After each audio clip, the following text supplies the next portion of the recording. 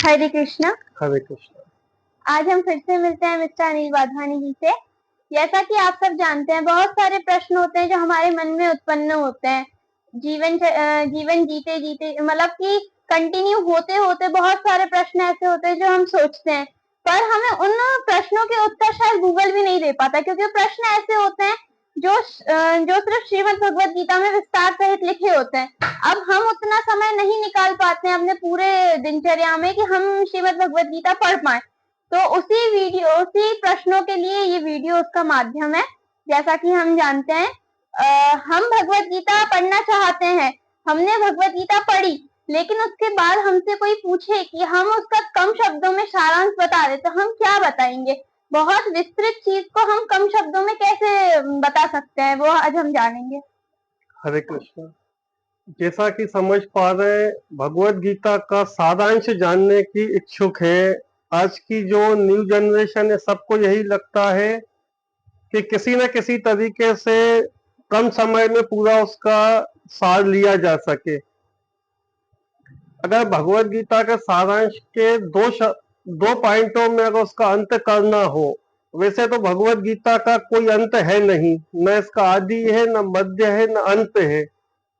फिर भी अगर जो गीता के अंत के रूप में हम देखना चाहें कि भगवान कृष्ण का क्या संदेश है हमारे लिए, तो इसके लिए हमको भगवत गीता पढ़ने, सबसे पहले तो भगवत गीता खुद को पढ़ना चाहिए और जीवन में उतारना चाहिए। इसके बाद भगवत गीता पढ़ना, सुनना, यही एक सबसे बड़ी भक्ति है। इसको पढ़ने के बाद जीवन में बहुत से बदलाव आते हैं, और इसके बाद पढ़ने बाद आदमी भगवान की पूजा अर्चना सब काम करता है, भगवान की मानने लगता है। इसके कृष्ण कहते हैं, हे अर्जुन, जो भगवत गीता पढ़ने के बाद मेरी गीता का प्रचार करता है, वह सबसे अच्छी पूजा है मेरी। इसके लिए अपने को भगवत गीता के 18वें अध्याय के 68वें श्लोक को देखना पड़ेगा। इसमें भगवान कहते हैं, यह इदम परम गुह्य मद भक्त यस्यति भक्तिमयी परा कृत्वा। जो व्यक्ति भक्तों को यह परम रहस्य बताता है, वह शुद्ध भक्ति प्राप्त करेगा और वह मेरे पास वापस, मेरे धाम वापस आएगा। सामान्यतः यह उपदेश केवल भक्तों के बीच भगवत गीता की विवेचना की जाती है, क्योंकि जो लोग भक्त नहीं है वह कृष्ण पर भरोसा नहीं करते।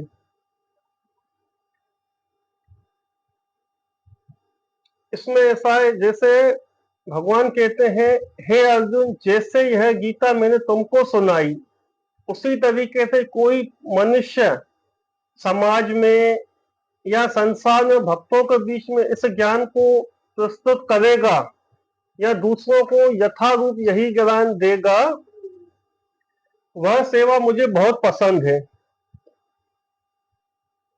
भगवान कहते हैं, मेरी सब तरह की नवधा भक्ति सेवा होती है, सब भक्ति तो अच्छी है, लेकिन जो इस गीता का प्रचार करता है वह मुझे सबसे पसंद है।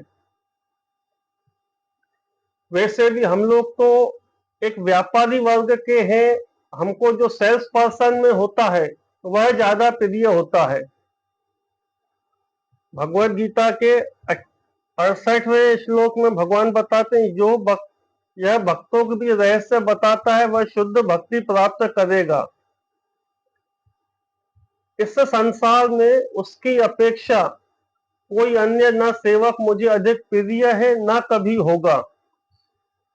इसका मतलब जो होता है, हम भगवान को तो पसंद करते हैं, पर भगवान भी हमको पसंद करें। और इसके बाद भगवान 70वें श्लोक का तात्पर्य बताते हैं, मैं यह घोषणा करता हूं, जो इस पवित्र संवाद का अध्ययन करता है वह मेरी बुद्धि से मेरी पूजा करता है, और जो श्रद्धा समेत दोष रहित होकर इसे सुनता है, वह सारे पापों से मुक्त हो जाता है। वो शुभ लोकों को प्राप्त होता है जहाँ पुण्य आत्माएं निवास करती हैं। अब भगवत गीता का प्रचार का ऐसा है, पहले तो अपन जब तक खुद जीवन में सुनेंगे नहीं और पढ़ेंगे नहीं तब तक उसका कोई प्रचार का मतलब नहीं है। जैसे कि मैं आपसे कहूँ आपको दान करना है कुछ पैसा, तो आपके पास जेब में पैसा है ही नहीं तो क्या दान करोगे? उसके लिए पहले आपको उस योग्य बनना पड़ेगा। पहले आप समझो, पढ़ो, इसके बाद किसी दूसरे को डिफरेंस समझा सकते हैं। और इसके बाद दूसरा जो सारांश अपन भगवत गीता का ले सकते हैं, ये संजय संजय बताते हैं।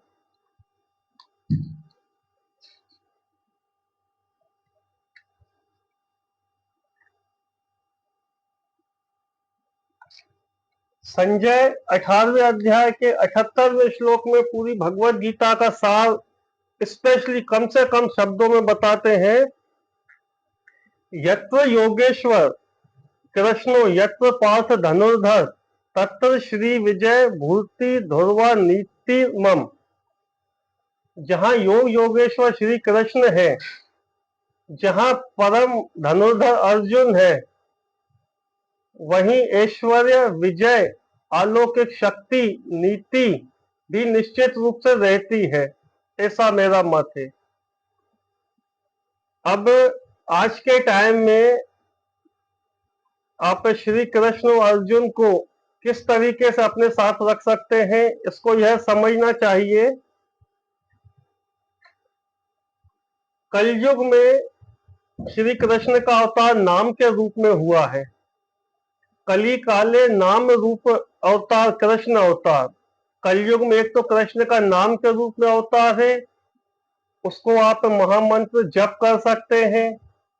और दूसरा, भगवान की जो आज्ञा है, हमको ये भगवान अपनी आज्ञा के रूप में भगवत गीता प्रदान करके गए, उसका पूर्ण रूप से पालन करना पड़ेगा।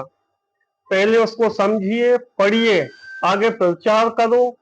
प्रचार किसी भी प्लेटफॉर्म पर हो सकता है, 1 to 1 हो सकता है, फ्रेंड सर्कल में हो सकता है। आप सक्षम है तो अपने फ्रेंड सर्कल जितना हो आप पहले समझो, फिर फ्रेंड सर्कल में प्रचार कर सकते हैं। और कृष्ण को एक्सेप्ट करना चाहिए। कृष्ण का महामंत्र है हरे कृष्णा कृष्णा कृष्णा हरे हरे, हरे राम राम राम हरे हरे। इसका उच्चारण करना चाहिए, माला के साथ करना चाहिए। यही हमारे जीवन का लक्ष्य है। कोशिश करके हमें जीवन में यह सोचना चाहिए कि कोई बुरी आदत छूटे, या पहली बात तो कोई बुरी आदत जीवन में होए ना। अगर बुरी आदत नहीं छूटती है तो कम से कम कुछ अच्छी आदत, भगवान कृष्ण का जो आदेश है हमारे प्रति, उसको जीवन में लगाना चाहिए। ठीक है।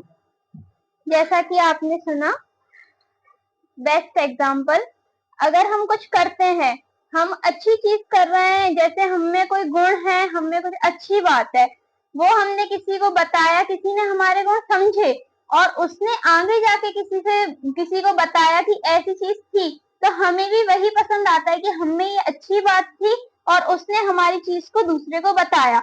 इसका सारांश यही है कि कृष्ण जी को भी पसंद वही आया कि मैं अगर आपको उपदेश दे रहा हूँ, आप उस अध्यात्म को समझो, उसके बाद आप उसका प्रचार करो, तो वो चीज उन्हें पसंद आएगी कि मैं जो दे रहा हूँ ज्ञान, वो आपने समझने के साथ आप जितने में उठ बैठ रहे हो, आपने उनको समझाया, वो ज्यादा बेहतर था। हमारा अगला प्रश्न है, आध्यात्मिक विचारों की श्रृंखला में कोई भाग लेना चाहे तो क्या विधि है? इस श्रृंखला में भाग लेने में कोई ज्यादा दिक्कत नहीं है। आप मेरे नंबर व्हाट्सएप कर सकते हैं। हमारा नंबर है 9907705614। यह व्हाट्सएप नंबर है, इस पर मैसेज करिए। हम आपसे टाइम और स्थान सुनिश्चित करके आगे उसको कर सकते हैं। एक बात और है, आध्यात्मिक ज्ञान में जैसे भौतिक वस्तुओं में क्या होता है, जैसे आपके पास कुछ है कुछ मनी का उदाहरण ले लो, आपको 1000 रुपए है, आप किसी को 1000 रुपए दे देते हो, 500 देते हो तो आपके पास 500 बचता है। परंतु आध्यात्मिक ज्ञान में जो होता है, आपके पास अगर जितना ज्ञान आप जिसको किसी को देते हो आपके पास उतना बचता है, आगे उसके पास उतना हो जाता है। इसमें 2 माइनस 2 बराबर 2 होता है, इसमें जीरो का कोई चांस नहीं है। इसलिए जितना हम समझ सकते हैं उतना आगे समझाना चाहिए। यही कृष्ण का भगवत गीता का सार है। हरे कृष्ण।